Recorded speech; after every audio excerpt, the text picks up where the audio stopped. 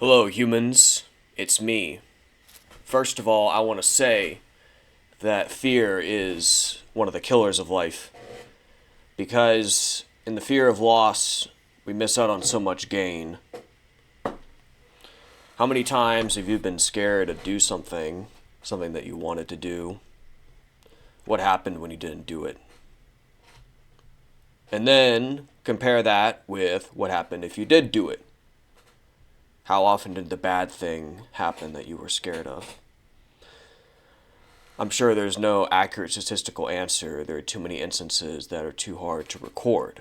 But nevertheless, there's validity in my argument.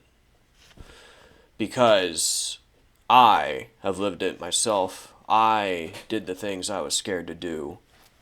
And I feel better for it.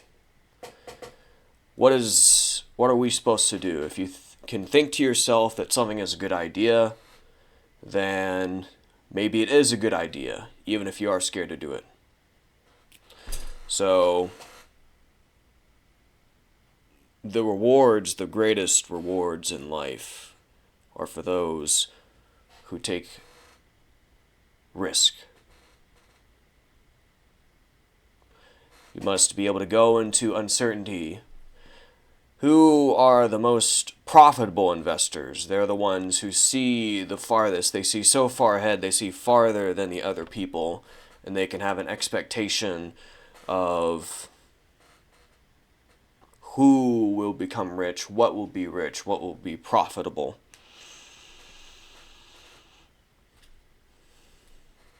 As Schopenhauer said, the merchant sees farther than the layperson. The merchant sees farther than the commoner, than the peasant. That was his conception. And he would say that a merchant sees farther than a peasant, and a philosopher sees farther than a merchant. You can find this in the essays and aphorisms. Now, with that being the case, what are we supposed to do? Well, I, for example, found that if I wanted to watch the news, I felt more like a real adult if it was the business news. Because it seems that when money's on the line, people are going to take things seriously. They're not going to BS their way around certain inconvenient ideas. They may veil their concerns in other terms, but, stocks, bonds, other financial instruments and measurements, these are reflections of things that we consider not to be economic. So, for example, if you have a stock portfolio for electric vehicles and the value of those stocks decreases, that is not simply an economic fact, it's also a political fact, it's also a broader fact that fits in the sense of fitting into a broader framework. So,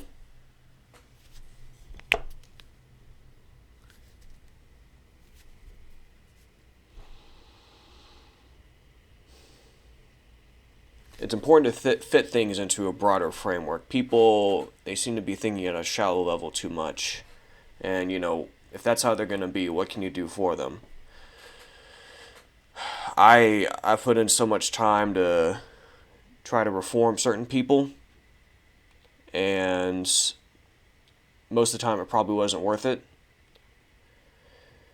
And the old people can tell you their wisdom, but if you don't live it yourself, if you don't live through the causal experience, the influential experience yourself, then you're missing out on being actually persuaded of the idea concretely.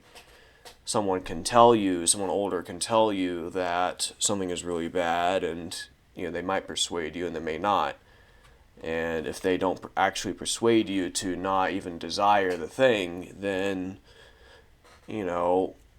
whatever. All right. We're going to cut this one short. This is my broadcast to you. Signing out.